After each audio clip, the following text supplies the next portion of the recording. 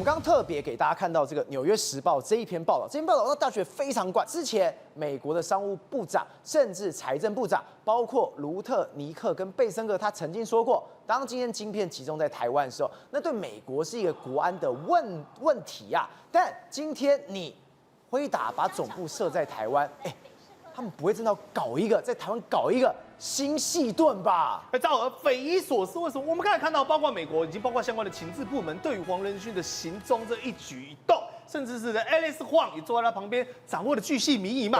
那怎么会不知道说你今天呢，黄仁勋想要呢把总部空降？这个为什么是空降？你有没有看到他当时那个动画真的是空降？Computex 影片，嘣，整栋这样做下来，很奇怪啊，不合理啊。因为你看到《纽约时报》今天都跟你讲了，说神秘的执行长，他指的是谁？指的是黄仁勋，跟他数十亿的销售额。他的意思是说，他在暗示你辉达都偷偷透过台湾洗产地，把晶片给卖到中国去嘛。中国这些 AI 的产业能够发展，你黄仁勋呢是罪魁祸首嘛。好，他直接把它定锚，说现在为止呢，辉达不断的扩大在台湾产线的业务，甚至是呢，刚刚赵伟讲了一个很大的重点，美国非常担心呢，在台湾的比重过高。对，而这个时候，黄仁勋直接讲了嘛，他跟他的产业链、跟他的供应链呢，要更加紧密的合作，包括他相关的未来的工程师以及 IC 设计的很多都会带到这边来。但不禁困惑一件事情啊，你这样不是等于说要卖更多给中国吗？对，你一方面跟我说我全面要围堵，一方面卢特尼克跟我讲说什么？说哎呀，未来台湾跟美国跳对半啦，55开，50分也要来我们美国这边生产啦，那母汤啦，我们先进制程要拉到40%啦。黄仁勋这个动作不就是背道而驰吗？所以代表一个概念，美国在玩两手手法，一方面跟你讲说，哎呦，黄仁勋啊，你给我注意哦 ，I'm watching you。不要都给我卖到中国去，但一方面又跟你讲说，我让黄仁勋呢，他的总部来到了台湾这边去设置，甚至是要聘请1000名工程师，代表说这边会是设计跟研发的中心，代表说这边未来它有一个很重要的业务跟范畴。为什么原本叫亚太，中国绝对是重点？对，所以代表美国要干嘛？它其实道理很简单。我今天呢，黄仁勋把总部设在台湾，等于就说台湾现在有个台积电嘛，对有人说有一个台达电嘛，对，那未来如果再有一个 NVIDIA 呢？如果未来再有个 NVIDIA 呢，你中国怎么打？大家都很担心说细盾嘛，说台积电被美国掏空了，那我就问，如果真的要掏空的话，辉达总部怎么会设在这边？代表说这是两面手法，它一方面要增加自己国内的自给率没有错，但一方面呢，对于他来讲，辉达也是一个保护台湾的一个很重要的一个关键，而且辉达更是什么？质子，你知道什么叫质子吗？质子。你说古时候的质子，对啊，去其他国家的质子，那把它压在那边啦，那就想说中国你有种来打，我想辉达第一个先跳脚，马上回去说，大哥先不要，然后呢，美国又跟他怎么，他把他说，先不要，所以辉达会变成是一个居中的，我们讲的一个润滑剂嘛，它等于说放在台湾，一方面它跟中国可以持续做生意，如履薄冰，但一方面呢，它又要给美国交代，那对于中国来讲，打也不是，不打也不是，进退两难，所以它等于是成立一个刚刚赵我讲，为什么一个新的细盾跟新的范围，所以你仔细看辉达不是跟你开玩笑，因为一般外商来到台湾包括什么戴德梁行，他们很了解，最常用的做法是什么？租，代表说我只是短期之内在这边企业的发展，没错，但他不是，他是买，而且是要买，他要买了。你看全球网站释出的直觉叫做这个 corporate real estate， 什么意思 ？real estate 是什么？就是房地产 transaction manager， 房地产经理。你说他们搞什么？辉达搞一个房地产经理干嘛？你看第一个，他的业务横跨亚太跟印度，代表说未来的他可能还要再过产。再来呢，它是不动产的交易跟协商，代表他可能有买土地的需求，而且不是工程师，只是呢你要有相关10年的经历跟背景，而且有会计跟经济相关的专业，而且100万年薪，还有红利跟配股。我跟你讲，100万年薪不是重点了，重点是红利跟配股了，赚死了。所以我说哇，他们认真的，真的开出了这样的一个职缺，而且呢未来要从事什么呢？法律、财务、保险跟业主、中介、律师之间沟通的桥梁。所以代表说辉达是有要长期落地生根在台湾成长的打算这个位置它开一个口都是金玉良言。为什么？因为他有办法，如果可以决定辉达后面这么庞大的资产的布局的话，对了，这很重要。所以你看他的资格跟条件为什么会这么严格？包括选址啊、尽职调查、租赁协商啊、统筹律师相关团队的规划，甚至是呢对象可能来自不同国家，拥有不同商业的文化跟处事风格，这是要干嘛？开疆辟土，对，辉达等于是要这样做嘛。但这时候你想想看开疆辟土最重要的是开春第一个骑马炮，结果没有想到骑马炮遇到谁？赵尔 T17、T18，还是不能盖。又叫星光人寿。对我跟各位来，我跟帮各位 update 一下最新的进度哈。最新的进度是什么呢？蒋万这边哦，已经终于稍微硬起来。我们的蒋宝宝登短廊，然后娃娃宣布现在开始会跑了，跟星光讲说没有别条路，就只有一条，叫做解约，而且呢还额外加码。这个加码叫什么？说辉达愿意提供我们8亿的赔偿金，而我们估算大概就是8到10亿。还记不记得，好朋友们？上次我说这个我们讲蒋万安哦，满手好牌打到剩一张梅花三，不能出了。但现在没有了，有人帮他添牌了，庄家又帮他发牌。首先第一个庄家是谁？经济部嘛。经济部之前还记不记得？各位，他直接帮说全台盘点之外，但他又补一刀。说啊，其实辉达还是喜欢 T17、T18啦啊，那这边呢，我们能够尽量呢帮他配合的就是什么 T12松南营区嘛，因为 T12原本松南营区这个地方是什么？等于说台北市政府有大概3公顷左右，我们讲的国家也就是中央部门呢，也大概有3公顷左右，那加起来呢，的确是6公顷，但之前没有整合嘛，而且它还有所谓的地目变更，要我们讲特别区域的这种规定，所以呢，原本如果没有中央配合是搞不定，但现在经济部啪跟你讲说没问题，我帮你处理，所以帮蒋万安我们的蒋宝宝手上又贴了一张的梅花 S， 但是呢，辉达又什么？辉达又跟你讲说，我愿意帮你补充这个所谓的赔偿金部分，等于说我支持台北市政府这边解约，而且我现在未来呢，我跟你 OU 不签了嘛，我只跟台北市政府谈，等于就是说我在帮蒋万安再添一张梅花2，梅花2对，那你看1、2、3，所以我跟你讲啊，现在只差4、5而已。蒋宝宝，也就是我们的蒋市长，你只要把4跟5添起来，这一局就结束了嘛？什么叫结束？我跟你讲，各位啊，其实还是 T17、T18几率最高啦。对，你看他讲说啊，T12这边很棒啊，很好啊，对不对？我们只差4、5个地主啊，中南营区也很好啊，很棒啊，这个叫什么？压缩，等于说呢，当这些可能性越来越大的时候，它就会压缩 T17、T18，也就是星光人寿谈判的空间。否则你想想看，原本跟你漫天要价讲100亿，现在跟你压缩到呢只剩7到8亿。但是你如果是星光，你能不能不点头？因为如果你不点头的话，这2个虽然说叫做备案。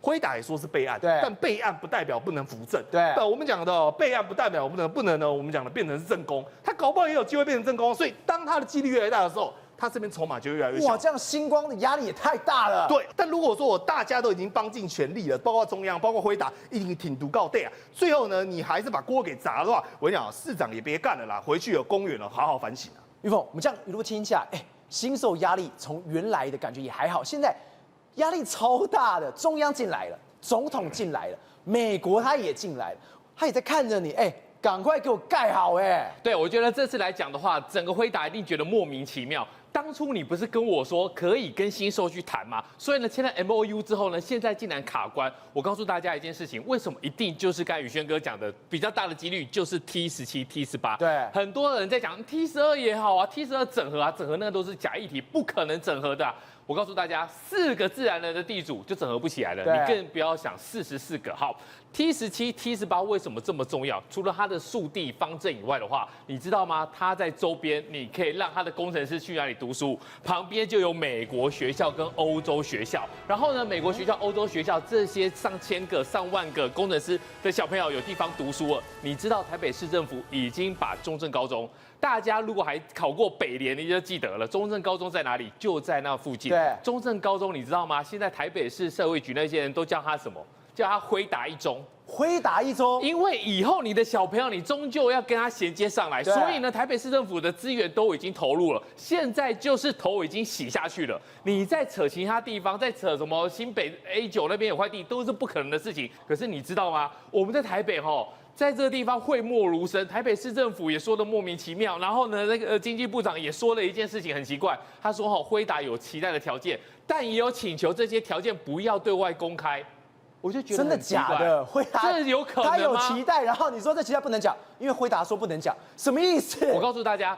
龚明鑫讲的这个事情，我看起来不像是一个商办的一个案件。什么叫商办？商办就是我告诉你说我要在哪里，我愿意出多少钱，但是夸虎我可以在网上加多少趴，然后呢，你们赶快过来，让我来挑选你。对，台北有很多专业的商办案件，高丽也是，戴德梁行也是，大家处理外资的个案子都是这样，只有这次辉达，台北市偷偷不讲话。然后呢，龚明鑫说，你看他有讲，但是他叫我们不要公开。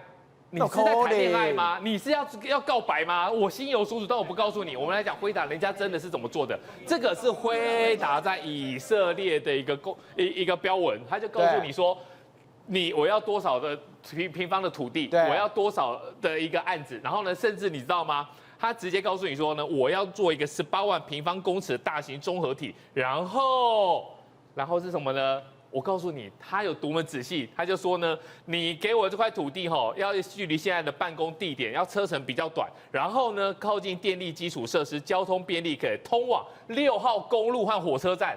人家把公路跟火车站都定得清清楚楚了，我现在就是要在这里。对，所以呢，这也就是为什么我们讨论辉达的总部的时候，只告诉大家一件事情，不是台北市就是离开台湾。为什么？因为你现在辉达在哪里上班？辉达只有2个地点，一个就在内科，一个在哪里？在南港，在玉成。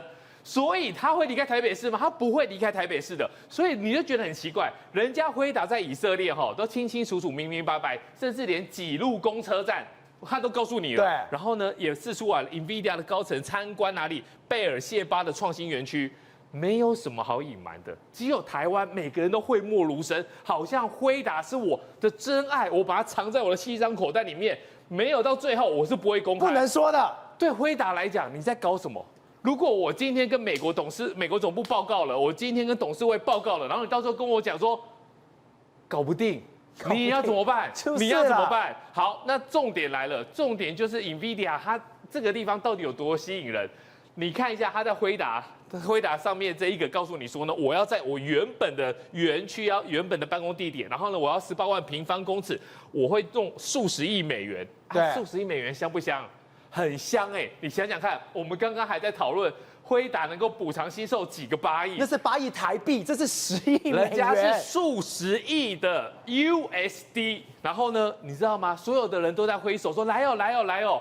每个部门都提出来了，好，这是一个最简单的以色列土地管理局 ILA， 它就条列出来数十份，你要来这个地方，我们可以马上给你数十个选择。然后呢，还有很多奇怪的地方会出现哦。农业部说，农业部也有，大哥，辉达大哥，我这里也有一点但是我这个地方是比较偏远的。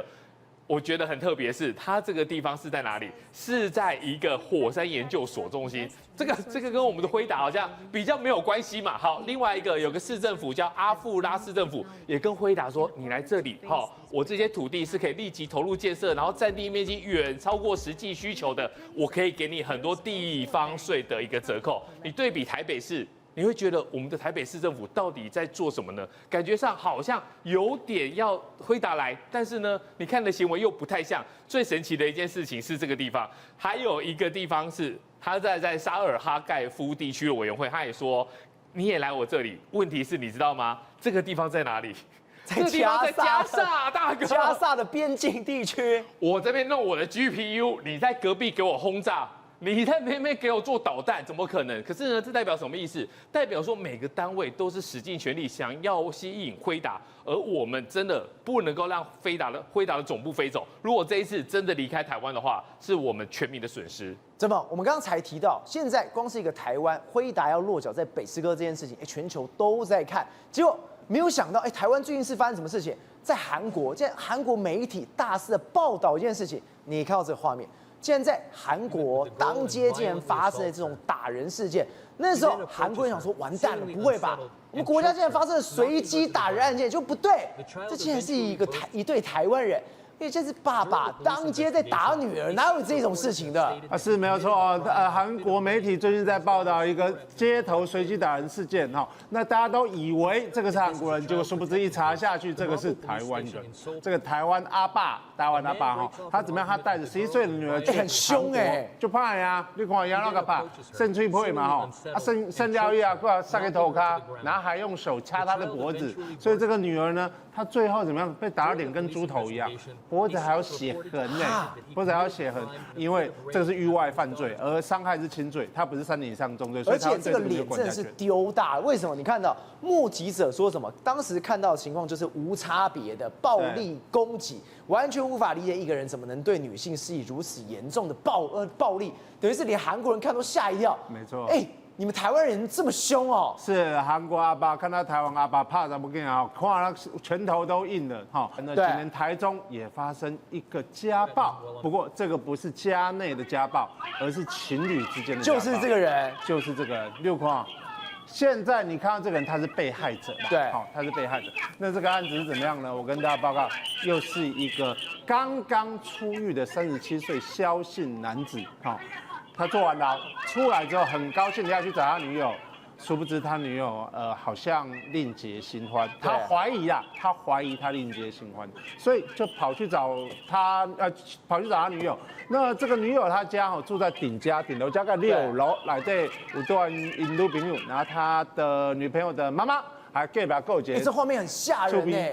这楼梯上面全都是血，对，没有错，等于是他是一路这样追，一路这样打的。哎，这个应该是说他这个萧男拿着美工刀去找他的这个女友嘛，两个人谈判破裂嘛，他就拿刀一直刺他女友嘛。那女友的妈妈听到之后冲出来讲：“哎呦，太人了！”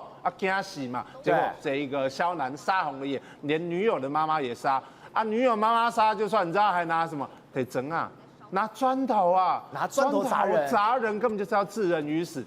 此时刚好有一个邻居跑出来了，说：“哎呦，你不要打人呐！”殊不知他连邻居也杀，所以他拿刀子刺邻居，砍邻居，然后再拿砖头砸邻居的头。